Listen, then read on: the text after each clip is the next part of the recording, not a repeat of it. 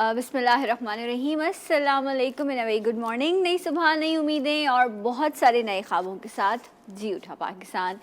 मैं हूँ आपकी होस्ट सना अमजद। उम्मीद करती हूँ, दुआ करती हूँ आप सब खैरियत से होंगे। और आज कराची में बल्कि बहुत सारे शहरों में पाकिस्तान के सुबह लोग जब निकले हैं अपने काम पे तो उन्हें काफ़ी परेशानी का सामना करना पड़ा, क्योंकि हम जो हैं वो अक्सर एंड टाइम पर जो है ना वो हमें काम करने होते हैं। जैसे ईद से पहले हमें पता होता है ईद ने आना है, या तो 29 होंगे रोज़े या 30 रोज़े होंगे और फिर ईद आ जाएगी, लेकिन उसके बावजूद चूड़ियाँ भी रह जाती हैं, दुपट्टा रंग होने वाला भी रह जाता है, और फिर पता नहीं ऐसी छोटी छोटी सी चीज़ें जो हैं वो हम पेंडिंग में रखते हैं। इसी तरह पिछले कोई 2-3 दिन से, बल्कि शायद इससे भी ज़्यादा, ये खबर कानों तक आ रही थी कि जी पम्प्स बंद रहेंगे, पम्प्स बंद रहेंगे। 25 नवंबर के हवाले से ऐसी खबर आ रही थी, ये मेरे कानों तक भी पहुंची। तो कल मैंने सोचा कि नहीं जी टैंक फुल करा लिया जाए ताकि परेशानी ना हो। क्यों ऐसा किया? ताकि एहतियात की जाए। सबसे पहली बात तो ये कि पिछले दिनों में जिस तरह से फ्यूल प्राइसेस हाई हुए हैं उसको तो डेफिनेटली मैं आप हम सब मिलकर कंडेम करें, और उसकी वजह से हम सब बहुत ज़्यादा परेशान हैं। लेकिन उसके बाद फिर ये जो पेट्रोल पंप्स मालकान हैं इनकी तरफ से ये आया कि जी हमारा जो परसेंटेज है या जो हमारा प्रॉफिट है उसमें हमें प्रॉब्लम आ रही है। गवर्नमेंट और उनका आपस में जो भी क्लैश रहा, और उसकी वजह से हुआ क्या है कि वर्किंग डे है आज, और आज कुछ पेट्रोल पंप्स जो हैं, खबर ये है कि कुछ खुले हुए हैं, कुछ बंद हैं, जिसकी वजह से लोगों को जो है वो बहुत ज़्यादा परेशानी का सामना करना पड़ रहा है। कुछ लोगों ने कल जो है वो सेव कर लिया था फ्यूल, कुछ लोगों को नहीं याद रहा, या शायद ये खबर उनके कानों तक नहीं पहुंची, जिसकी वजह से आज जो है वो पेट्रोल पंप से काफ़ी रश रहा, और शायद बहुत सारे लोग आधे रास्ते से ही अपने कामों से वापस चले गए होंगे बिकॉज उनके पास फ्यूल अवेलेबल नहीं होगा। तो सिर्फ ऐसा नहीं होता कि जब पेट्रोल पंप्स की जो है वो स्ट्राइक हो या वो अपना काम रोक दें तो सिर्फ फ्यूल का मसला है, बल्कि तमाम बेशतर कारोबारी जो मराकज़ हैं या जो काम हैं वो भी जो है मुश्किल में आ जाते हैं, रुकने लग जाते हैं। तो इसलिए इस हवाले से लेट्स सी कि आगे क्या प्रोग्रेस रहती है। आज सुबह काफ़ी धुंध भी थी कराची में, सर्दी तो इतनी ज़्यादा है नहीं लेकिन आज धुंध काफ़ी ज़्यादा थी। सो ऐसा कुछ सर्दी वाला वाइब जो है वो आना शुरू हो गया है। सो इंशाल्लाह मौसम के हवाले से बाकी सब चीज़ें भी हम आपके साथ डिस्कस करते रहेंगे। राइट नाउ मेरे प्रोग्राम में आज दो ऐसे मेहमान मौजूद हैं जिन्होंने माशाल्लाह अपनी कैपेसिटी में रहते हुए अपने हुनर को इस्तेमाल करते हुए पहले सीखा और फिर माशाल्लाह से परफॉर्म किया, प्ले किया, पाकिस्तान के लिए खेले। मार्शल आर्ट्स की एक फॉर्म है, जूजित्सु चैम्पियंस हैं ये उसके। ये क्या फॉर्म है और इसका पाकिस्तान में या इंटरनेशनली क्या स्कोप है, इस बारे में भी हम जानेंगे। सो लेट्स वेलकम, हमारे साथ मौजूद हैं। इनको ब्रॉन्ज मेडल मिला था 2009 में, एशियन 3 टाइम्स गोल्ड मेडलिस्ट ये रही हैं, बहुत ज़्यादा मैनी टाइम्स सिल्वर ब्रॉन्ज इनको मिल चुके हैं। 2015 में ये वर्ल्ड सिल्वर मेडल हासिल कर चुके हैं, और अभी रिसेंटली 2021 में इन्हें मिला है bronze medal in Asian championship. सच्चे पक्के पाकिस्तानी हैं, पाकिस्तान के लिए परफॉर्म किया। सो वेलकम करेंगे मोहम्मद अम्मार, आ जाइए। अस्सलाम वालेकुम, कैसे हैं आप? खैरियत से हैं? And yes we have with us, इनको ब्रॉन्ज मिला 2009 में, इनको भी एशियन 3 टाइम्स गोल्ड मेडलिस्ट हैं ये, मैनी सिल्वर ब्रॉन्ज मेडल इनको मिल चुके हैं। 2021 में लास्ट इन्होंने भी ब्रॉन्ज मेडल हासिल किया है एशियन चैम्पियनशिप में। So let's welcome Mohammad Ammar, आइए। अस्सलाम वालेकुम, कैसे हैं आप? खैरियत से हैं? प्लीज़ बैठिए। All right, so we have with us Abu Huraira and Mohammad Ammar, right जनाब। सो स्टार्ट किससे करें? Left right? राइट मेरे ख्याल से ज़्यादा बेहतर होता है, तो राइट से शुरू करते हैं। पहले ये बताइए ये जूजित्सु ये क्या है और मार्शल आर्ट्स की कौन सी फॉर्म है, ये क्या करते हैं इसमें आप लोग? जूजित्सु बेसिकली मार्शल आर्ट की एक फॉर्म है।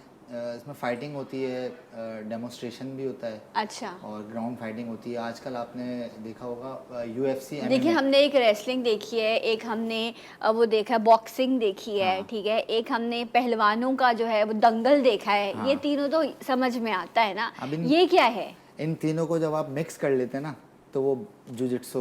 अच्छा, मतलब पहलवान ये भी, है। पहलवानों की वो भी चाहिए। हाँ, वो पहलवानों जो की ताकत भी चाहिए। स्ट्राइकिंग भी चाहिए आपको, बॉक्सर वाली और किक ओके, और बॉक्सिंग रेसलिंग वाली, वाला ब्रेन और भी रेसलिंग चाहिए, वाला ब्रेन भी चाहिए। क्योंकि उसमें हमने देखा है इतने इतने जाइंट्स होते हैं, ठीक है, बिग शो के सामने जो है वो एक छोटा सा कोई आकर स्ट्रैटेजी के थ्रू उसको बिल्कुल हरा जाता है, बिल्कुल। चैंपियन बन जाता है। टेक्निकली तौर पे अगर आप बीट करना चाहें तो आप बीट कर सकते हैं। तो फिजिकल, अच्छा, हमें लगता है कि झगड़ा या फाइट जो है, आई एम सॉरी, झगड़ा नहीं, फाइट की बात हो रही है, ये सिर्फ एक लाइक मेंटल वो फिजिकल स्ट्रेंथ है, आप कह रहे हैं इसमें मेंटली स्ट्रैटेजी भी बड़ी इंपॉर्टेंट होती है।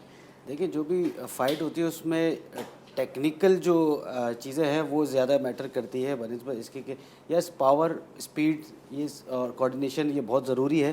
बट अगर आपकी टेक्निक ही नहीं होगी, अगर उस पावर के साथ अगर टेक्निक काम नहीं कर रही होगी तो वो बिल्कुल यूजलेस हो जाती अच्छा, है। क्यों बचपन में बहुत झगड़ा करते थे हैं, कभी किसी की पिटाई कर दी, कभी किसी की कर दी, और अम्मा के बार बार घर में शिकायत आ रही है, तो सोचा चलो इसको प्रोफेशन बना लें। नहीं, ऐसा नहीं है। ये हुआ इस तरह था कि जब मैं छोटा था तो मुझे फ़िटनेस का बहुत शौक था। मुझे कुछ अच्छा। फ़िटनेस के लिए कुछ एक्टिविटी चाहिए थी, तो मार्शल आर्ट ज्वाइन किया था। फिर आहिस्ता आहिस्ता ये एक प्रोफ़ेशन बनता गया, इसको करते करते करते तो ये जो है एक प्रोफ़ेशन बन गया मेरा।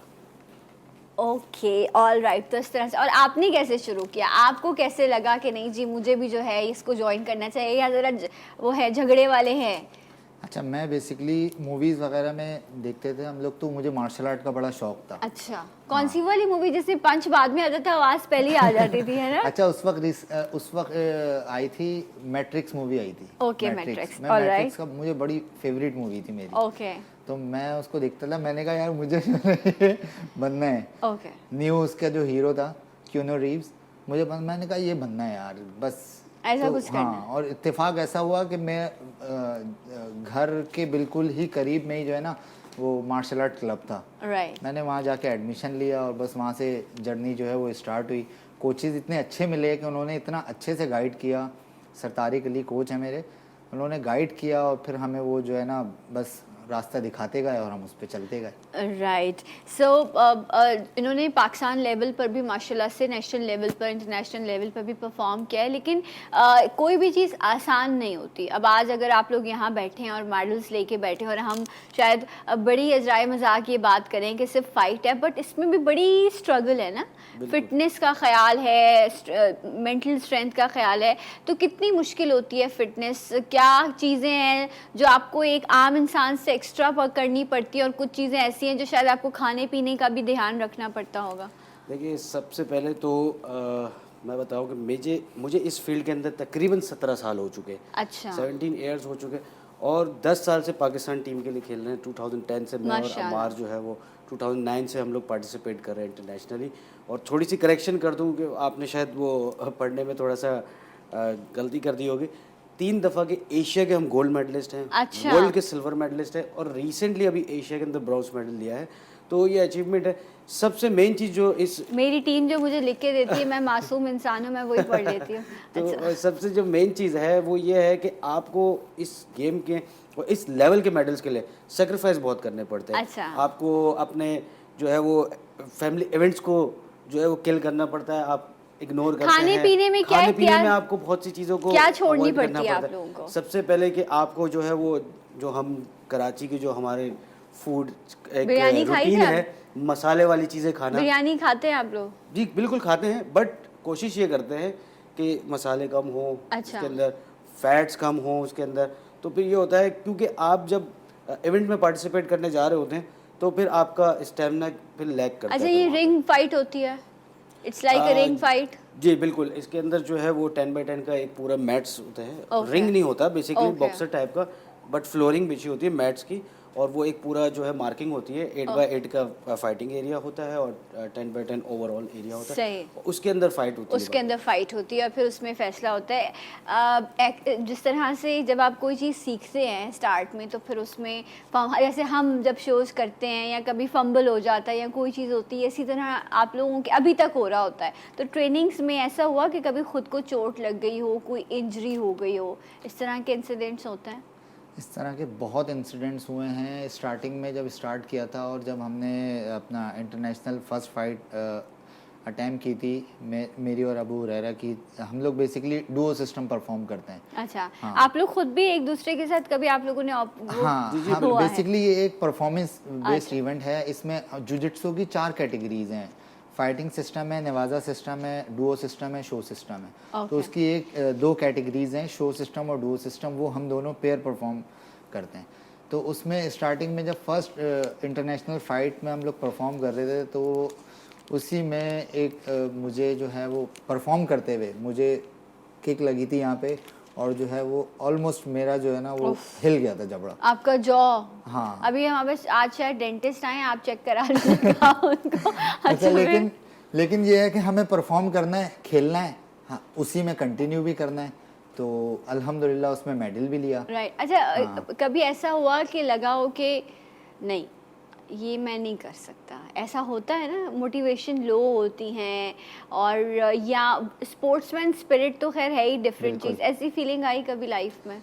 ऐसी बहुत दफ़ा आई हैं फीलिंग्स, और स्टिल आती हैं कि मोटिवेशन लेवल जो है वो डाउन हो जाता है।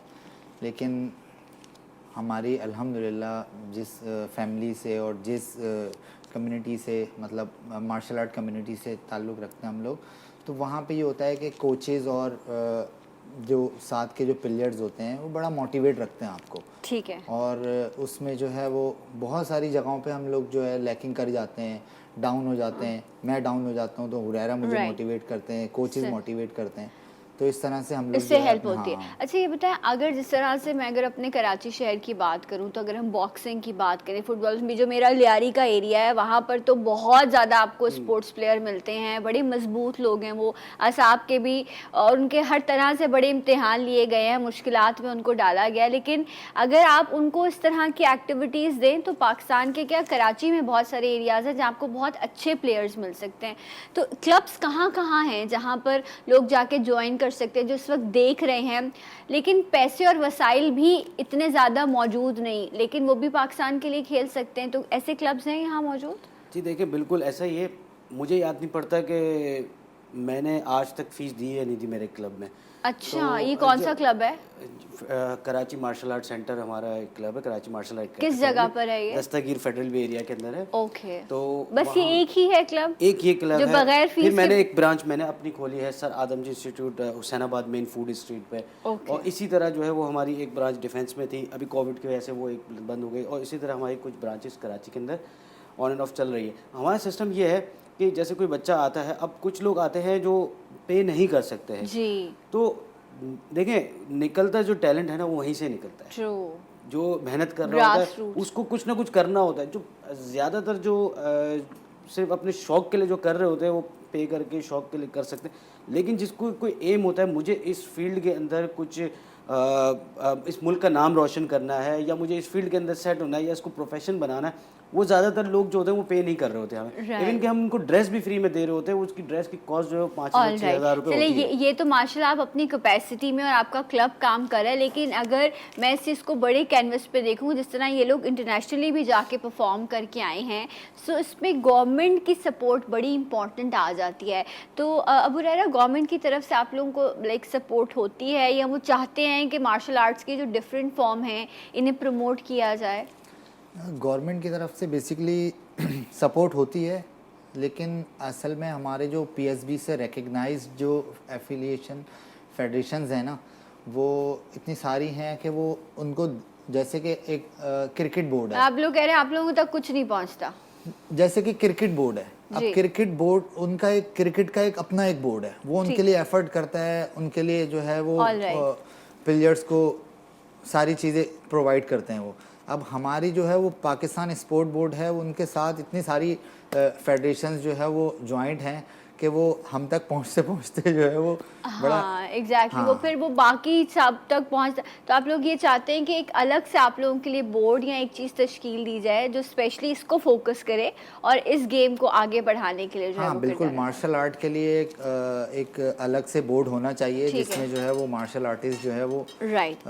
अवेल कर सकें। ठीक है, ये इनके मेडल्स हैं जो मैं आपको दिखाती हूँ, एंड इनको हासिल करने के लिए इन्होंने, इनके पेरेंट्स ने पता नहीं कहाँ कहाँ कहाँ ट्रैवलिंग की होगी। मैं तो स्पोर्ट्समैन के जो पेरेंट्स होते हैं ना, उनको उन पे बड़ा खुश होती हूँ कि वो बच्चों की किट उठाए, कभी इधर लेके जा रहे हैं, कभी उधर लेके जा रहे हैं, उनके खाने पीने का ध्यान। ये किन के आपके मेडल्स हैं? ये हमारे मेडल्स हैं। हमारे मेडल्स हैं ये, मतलब इनके मुझे हमारे मेरे पास मेडल्स भी यही हैं, इनके, यही आपके मिले पास हुए। भी यही है, इनके पास भी ये देखें आप, Basically ये हम टीम सारे इवेंट खेलते हैं। ये मेडल, ये कौन सा मेडल है? ये गोल्ड मेडल है? ये जो आपके लेफ्ट हैंड में Left ये ये वाला। वर्ल्ड का सिल्वर मेडल है। This is world silver medal. आप देख सकते हैं इस पे कुछ चाइनीज लिखी हुई है। This world championship 2015 from Bangkok. और ये जो है this is Islamic Republic of Iran. ये एशियन चैंपियनशिप का ये गोल्ड एशियन मेडल है। चैंपियनशिप का है। एंड ये- दिस इज ये कहाँ का है? ये भी ईरान का ही है, एशियन चैंपियनशिप का ब्रॉन्ज ऑलराइट, मेडल तो इस है। तरह की काफ़ी सारी जो है यहाँ पर इनकी ये मौजूद हैं। ये एक और है अबू धाबी यूएई की, आप देख सकते हैं। ये रिसेंटली अभी 2021 में हमने पार्टिसिपेट किया था यूएई में एशियन चैंपियनशिप में, वहाँ पे ही हमने ब्रॉन्ज ओके, मेडल लिया। और ये फुकेट भी गए थे आप लोग? हाँ, वाह फुकेट। वाह, ट्रैवलिंग बड़ी मजे मजे की है फिर इन लोगों ने, अलग अलग जगह। See this is really nice, बहुत ही डिफरेंट सा ये ये जो एशियन है। बीच गेम्स का गोल्ड थाईलैंड फुकेट गए थे, घूमे फिरे फिर आप लोग फुकेट? बिल्कुल। मजा आया? सबसे Almost ज्यादा पूरी- सबसे ज़्यादा इंजॉयमेंट कहाँ थी? कहाँ जाके ज़्यादा मज़ा आया, या ये लगा कि यहाँ के जो ये प्लेयर्स हैं बड़े स्ट्रॉन्ग हैं, मज़ा आएगा खेलने का? यूरोपियन साइड जब हम पोलैंड गए थे वर्ल्ड गेम्स के अंदर पार्टिसिपेट जब हम दोनों ने किया था, तो वो एक एक्सपीरियंस बड़ा अच्छा था क्योंकि फर्स्ट टाइम यूरोप गए थे और वहाँ की जो मार्शल आर्ट जुजित्सु की जो टीम्स हैं वहाँ की जो यूरोप साइड्स की, तो वो बहुत अच्छी है, बहुत स्ट्रॉन्ग टीम्स हैं, वो वर्ल्ड के मेडलिस्ट हैं, तो उनके साथ ट्रेनिंग करके उनके साथ खेलना तो वो बड़ा अच्छा एक्सपीरियंस था। राइट, मतलब उनको डेफिनेटली वो इतना ज़्यादा वसाइल उनके पास या टेक्निक्स मौजूद होंगी। यहाँ पर भी जो इंटरनेशनल टेक्निक्स है वो आप लोग फॉलो करते हैं, सेम टेक्निक्स फॉलो कर रहे होते हैं? बिल्कुल, अल्हम्दुलिल्लाह इंटरनेशनल टेक्निक्स को हम फॉलो कर रहे हैं, जब भी हमने वर्ल्ड में सिल्वर मेडल लिया माशाल्लाह। है। कम वसाइल होते हुए कम भी, वसाइल सपोर्ट होते कम हुए, होते हुए सपोर्ट कम होते हुए, लेकिन हम लोग मोटिवेटेड हैं और माशाल्लाह। हम लोग इंटरनेशनल प्लेयर्स को भी फॉलो कर रहे होते हैं और उनको बीट भी कर रहे होते हैं। 2021 तो अपने अब एंडिंग पे है, इट्स ऑलमोस्ट, अब बिल्कुल। दिसंबर है, फिर हम नेक्स्ट ईयर के लिए इंशाल्लाह कुछ प्लान्स करते हैं। तो क्या प्लान है नेक्स्ट ईयर, क्या कुछ होने जा रहा है और कौन से नए मेडल्स आप पाकिस्तान लेके आ रहे हैं? 2022 में इंशाल्लाह एशियन गेम्स हैं, एशियन बीच गेम्स हैं, इंडोर गेम्स हैं, तो उसमें इंशाल्लाह उम्मीद है कि मतलब फुली मोटिवेटेड हैं, इंशाल्लाह गोल्ड मेडल लेकर आएंगे। ऑल राइट, इंशाल्लाह। अमार, कोई ऐसा message? Abu Huraira and Ammar, okay. Abu Huraira, कोई ऐसा मैसेज जो आप इस वक्त देखने वालों को देना चाहें जो आपकी फील्ड को ज्वाइन करना चाहते हैं? बिकॉज हमारे यहाँ लाइफ के चैलेंजेस बहुत ज़्यादा हैं, तो मैं ये सोचती हूँ, या आज का लड़का ये सोचता है कि मैं ये काम कर रहा हूँ, आया मैं घर को सपोर्ट कर सकूँगा, आया मेरी फैमिली अच्छे से आगे बढ़ सकेगी, तो वो उस प्रोफेशन को ज्वाइन करता है। तो इस बारे में भी थोड़ा सा गाइड कीजिएगा कि ठीक है जी, मेडल्स मिल गए माशाल्लाह से, बहुत अच्छी बात है, पाकिस्तान के लिए नाम भी रोशन करें, इसमें स्कोप और फ्यूचर क्या है? देखिए, इसमें डिपार्टमेंट्स है जो पाकिस्तान के अंदर जॉब्स देते हैं आपको, जैसे हम दोनों वापडा को रिप्रेजेंट कर रहे हैं पिछले कई सालों से, ठीक है। तो इसमें कैरियर ये है कि आपको डिपार्टमेंट्स की जॉब मिल जाती है, और सबसे मेन चीज़ ये है कि आप जब कोई भी स्पोर्ट्स करें तो आपके दिमाग में एक ही चीज़ होनी चाहिए, पैसे तो आप किसी भी जॉब से कमा लेंगे, बट जो स्पोर्ट्स है ना, वो आपके लिए दिमाग में ये होना चाहिए कि आपने अपने मुल्क का नाम रोशन करना है बाहर जाके। तो हम जितने भी अपने स्टूडेंट को मोटिवेट यही करते हैं कि देखो, हमें भी कोई बहुत ज़्यादा नहीं मिला कि जो बाहर कंट्रीज़ में अगर यही मेडल्स, अगर मैं कहीं बाहर कंट्री में होता और मुझे इतने मेडल्स होते तो शायद मेरे पास अच्छी गाड़ी होती, अच्छा घर होता, बट यहाँ पे नहीं है। लेकिन मैं ये मोटिवेट फिर भी करता हूँ कि एटलीस्ट हमारा मुल्क है, जो भी हालात हैं, जो भी वसाइल हैं, इसी में रहते हुए और उसमें आप एक खुशी भी है कि आप अपने मुल्क के लिए कुछ कर रहे हैं, आप जहाँ जाते हैं आप अपने पाकिस्तान का एम्बेसडर बनकर जाते हैं। And this is very true. Government को जितने भी इस तरह के स्पोर्ट्स हैं, जो प्लेयर्स हैं, उनको डेफिनेटली कहीं ना कहीं डेफिनेटली अकोमोडेट करना चाहिए, ताकि वो मेंटली रिलैक्स रहेंगे तो अच्छा परफॉर्म कर सकेंगे। आप दोनों का बहुत शुक्रिया। ब्रेक लेंगे, मिलेंगे आपसे ब्रेक के बाद। जी उठा पाकिस्तान।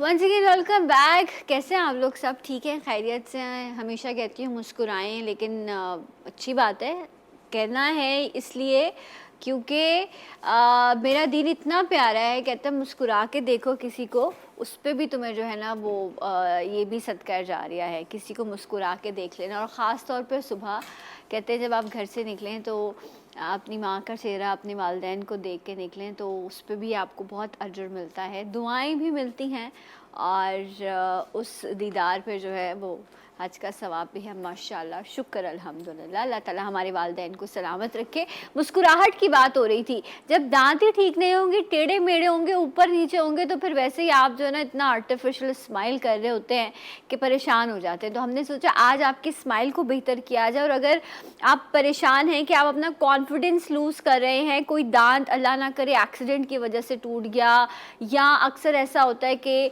जो है वो कैविटी हो जाती है, या हमारे यहाँ कुछ लोग स्मोक करते हैं, पान गुटखे का इस्तेमाल करते हैं, उसकी वजह से उनका दांत ब्रेक हो जाता है। सो ऑप्शन क्या क्या हैं, एंड अगर आपकी ओवरलैपिंग है, दांत टेढ़े मेढ़े हैं, तो आप क्या उनको ठीक कर सकते हैं, आप खुल के मुस्कुरा सकते हैं, इस पर बात होगी। And we have with us doctor Ali Hussain. अस्सलाम वालेकुम, कैसे हैं आप? Good morning. कैसी हैं आप? मैं ठीक हूँ, आप खैरियत से हैं? आपने चाय पी ली अपनी? नहीं, क्यों?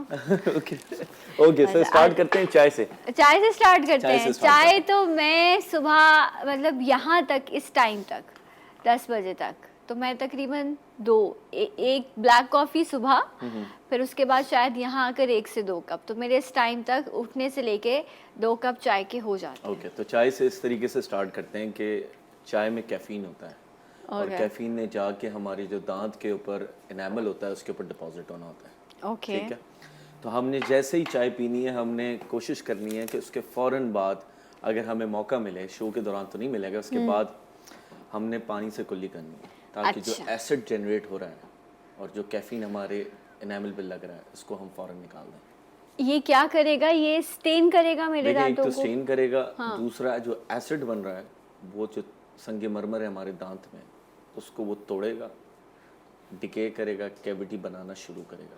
फिर चाय से भी कैविटी होती है? जो भी एसिड प्रोड्यूसिंग कंपाउंड हम लोग लेते हैं, हम चाय लें, हम कोल्ड ड्रिंक्स लें, हार्ड ड्रिंक्स लें, स्मोकिंग करें, कोई भी चीज़ जो मुंह में एसिड पैदा करेगी वो कैविटी बनाती है दांतों। अच्छा, तो मतलब मुझे तो इतना था कि चले जी स्टेन होते हैं दांतों पे तो ये चाय की वजह से होते हैं, लेकिन अब आप ये कह रहे हैं चीनी भी डालते हैं, राइट? हाँ, बट आई अवॉइड, बट ऐसा है नॉर्मली हम रूटीन जनरल बात करें, हाँ कौन सी चाय होती है, ये क्या पिला रहे हो तुम लोग बीमारों वाला जो है ना, जब उम्र आई। हाँ, green tea. And what about black coffee? See black coffee में फिर वो ये है कि कैफीन है, वेरी स्ट्रॉन्ग कैफीन, तो फिर वो स्टेन करता है, वो स्टेन करता है। एग्जैक्टली, स्टेन फिर ये है कि फिर आप आहिस्ता आहिस्ता फिर स्टेन, इंटरनल स्टेन्स हो जाते हैं, then you need whitening and bleaching of teeth, और वो अलग इन्वेसिव प्रोसीजर। Okay, right.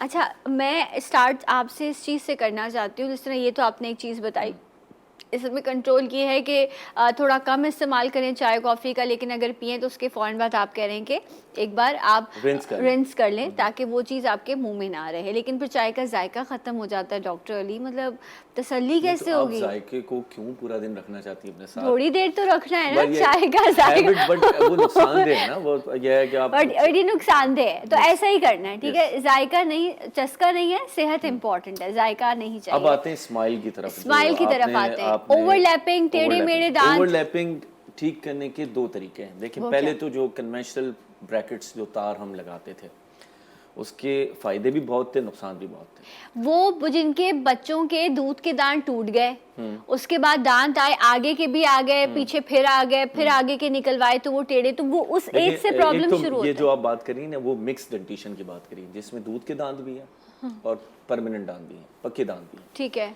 उस दौरान तो आपने ज्यादा इंटरवेंशन नहीं करनी, यानी ज्यादा काम नहीं करना। Okay.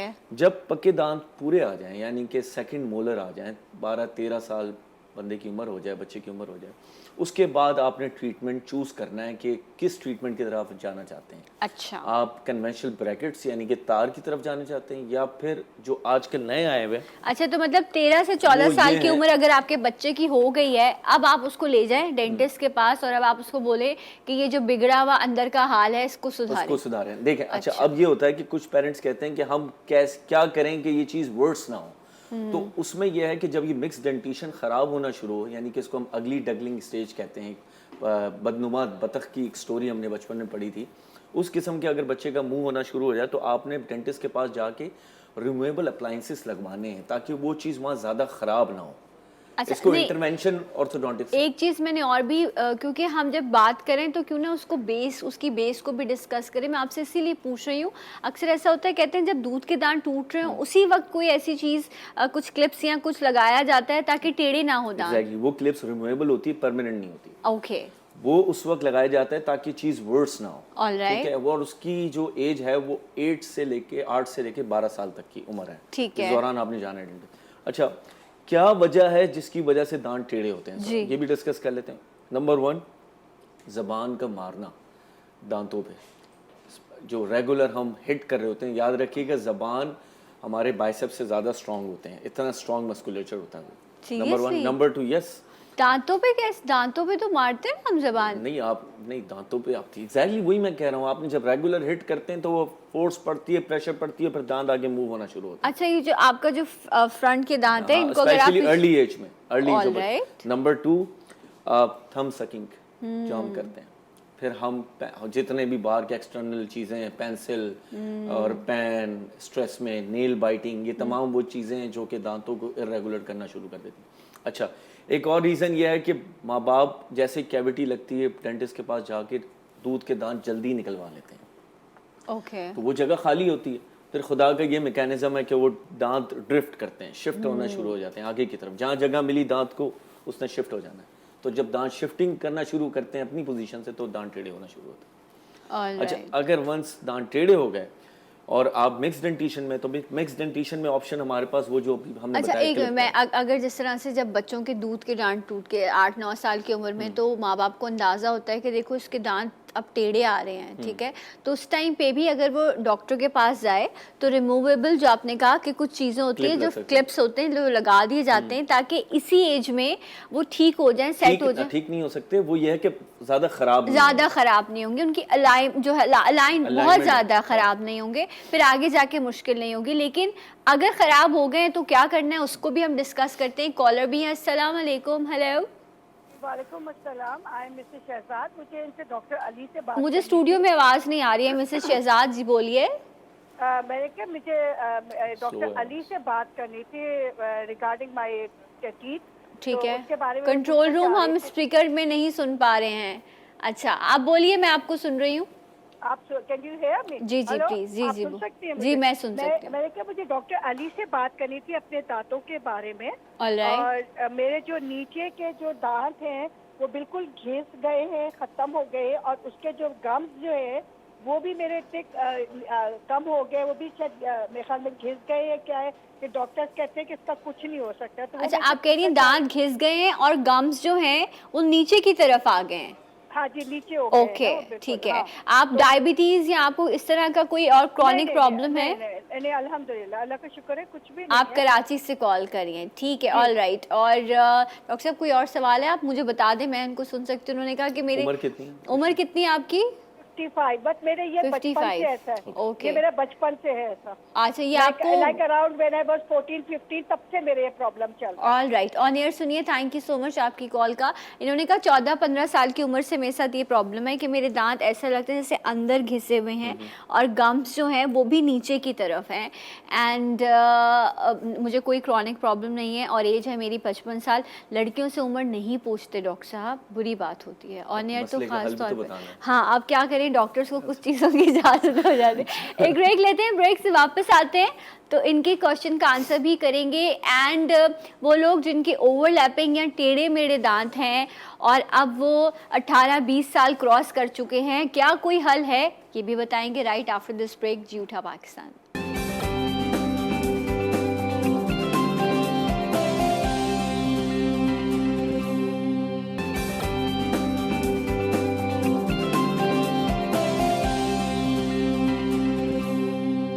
Once again welcome back जी उठा पाकिस्तान में आप सबको खुश आमदीद कहते हैं। एंड डेंटल प्रॉब्लम, दांत ओवरलैप होते हैं, ऊपर नीचे होते हैं, एंड कॉन्फिडेंस भी लूज़ हो रहा होता है, स्माइल प्रॉपर नहीं कर पा रहे होते। इस हवाले से हम बात कर रहे हैं। हमारे साथ डॉक्टर अली हुसैन मौजूद हैं। एक बार फिर से आपको वेलकम करेंगे। डॉक्टर साहब कॉल भी थी, उन्होंने कहा कि मेरी उम्र है 55 साल, दांत मेरे मुझे बचपन शुरू से ही ऐसा लगता है टीन एज से कि घिस रहे हैं और गम्स भी जो है वो नीचे की तरफ हैं। सो क्या करना चाहिए उन्हें? देखिए, गम्स रिसेशन के 4 से 5 कॉजेस हैं जो मैंने एज इसलिए पूछी थी क्योंकि one of the biggest reason is age. ठीक है, उम्र के साथ साथ गम्स नीचे रिसीड होना लेकिन शुरू उन्होंने हो कहा जाते हैं। 14-15 साल से। लेकिन अगर 14-15 साल से हैं और मसूड़े नीचे जा रहे हैं तो एक उसका रीज़न कहीं ना कहीं मैल ओक्लूजन है, यानी कि दांत टेढ़े होना है। ओके, ठीक है, और दांत टेढ़े होने को अगर हम एड्रेस इनिशियली करवा लेते तो मसूड़ों का जो रिसेशन है उसकी स्पीड को हम कम कर सकते थे। ओके, अब दांत को सीधे करने के हम तरीके 2 डिस्कस कर चुके हैं, जो कि एक तो रिमूवेबल था जो हमने मिक्स डेंटिशन में।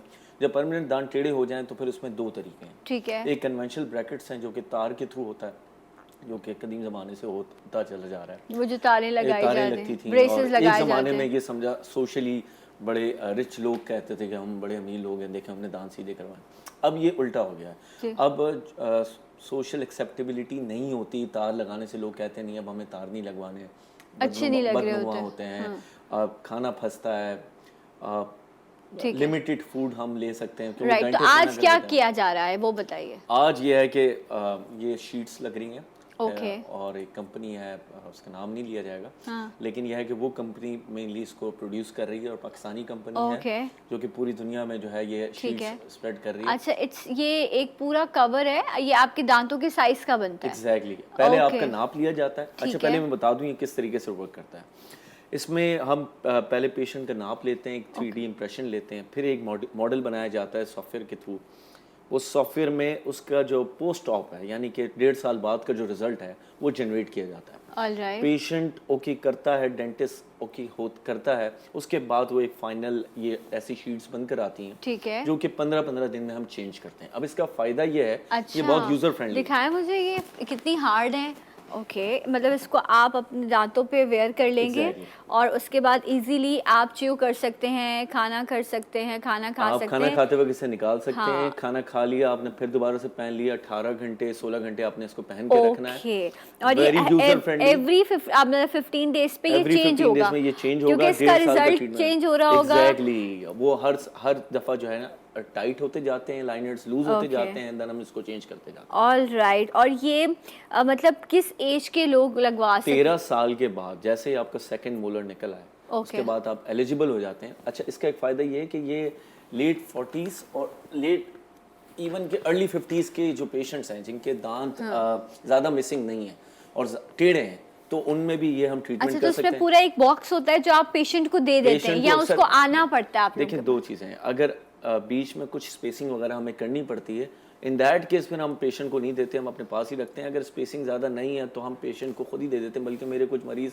अफगानिस्तान और यूके के भी हैं जो कि अपने साथ डब्बा ले गए, हमने उनके अर्ली ट्रीटमेंट कर लिए हैं, अब वो खुद ही वहाँ पर चेंज करते हैं। Right, okay. आप ब्रश भी लेकर आए हैं टेक्निक मैं बताने के हर लिए। दफा जब भी आता हूँ ये हाँ, ये लाना बहुत भूल जाता हूँ। तो important है। अब ये है कि इस दफा मैंने सोचा है ये कि कुछ किसके दांत ले brushing- आए हैं आप? ये आई डोंट नो अच्छा, okay. लेकिन ये है कि आई विश के सबके दांत ऐसे होते। ऐसे हो, यस, वेरी नाइस। तो ये है कि ब्रशिंग टेक्निक ज़रा मुझे एक हाईलाइट करनी थी जी। इसमें। यह है कि इसी तरफ हाँ जी, बिल्कुल, इस कैमरा में तो आप देखिए। ये देखें, ये आपके इंटीरियर सरफेस हैं, फ्रंट के सरफेस हैं। आपने आधा ब्रश गम्स पे रखना है, हाँ, आधा दांत की सरफेस पे रखना है, and then Okay. Circular motion. All right, और उसके बाद आपने जैसे ही ये सर्कुलर मोशन दिया है, आपने एक स्ट्रोक नीचे देना है ओके, ताकि जो गंदगी जमा हो रही है, ठीक आपने है। इसको बार अगेन pass out रिपीट करना है। कीजिए।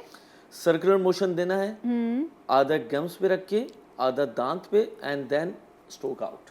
ओके, ठीक है, इसी तरीके से ये तमाम सरफेसेस आपने कवर करने, सिर्फ आगे के नहीं, Okay. जो लोगों को हम दिखाते हैं, तमाम सरफेसेस इसी तरीके से हमने कवर करने। ओके, ठीक है, ऑल और राइट, 3 से 4 मिनट हमने लगाना है इसके Right. साथ, अपने मुंह के साथ। ओके, 3 से 4 मिनट मिनट, आपने लगाना है। exactly. रात को सोने से पहले ब्रश Yes. करना बहुत सुबह इम्पोर्टेंट नाश्ते के है, बाद भी। और सुबह नाश्ते से पहले भी कर लें और नाश्ते के नाश्ते के बाद बाद। भी कर लें, क्योंकि उसके बगैर नाश्ता नहीं हो रहा था। वो एक बचपन से आदत बनी हुई है ना। और ब्रशिंग जब पहला दांत आ जाए उस वक्त से ब्रशिंग शुरू कर दांत देनी है। बनना तीसरे छठे महीने में माँ के पेट में शुरू हो जाता है।